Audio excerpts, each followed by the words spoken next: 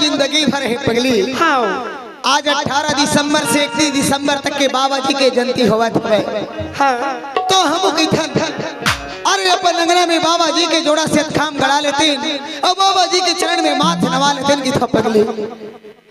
हाँ यार मैं ऐसे की था काहे भगवान के देश से तो बढ़िया जिंदगी चला थी। हाँ हाँ चलना कोनो मेरे घूमे जाते घूमेला। हाँ यार आज तक कहाँ जाबो घूमेला जी?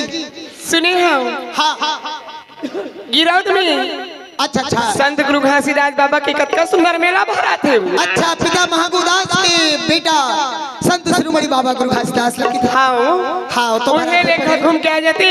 अच्छा भगवान से हम अपना अपन जिंदगी के मनोकामना मन्नत पूरा मांग लेते। ऐसे कुछ कमी हवा वो गंगा तय बाबा गुरु घासीदास की गिरौदपुरी में मेला जाबो दर्शन करे बर गई था। हाँ यार तो कामा जाबो की था जी?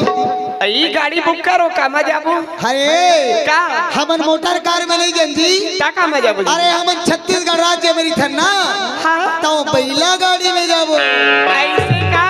हाँ ले मैं नोनी मला तक कहा था। हाँ ए नोनियो चला मेला घूमे जाबो गिरौद। हाँ लेगा तो चला।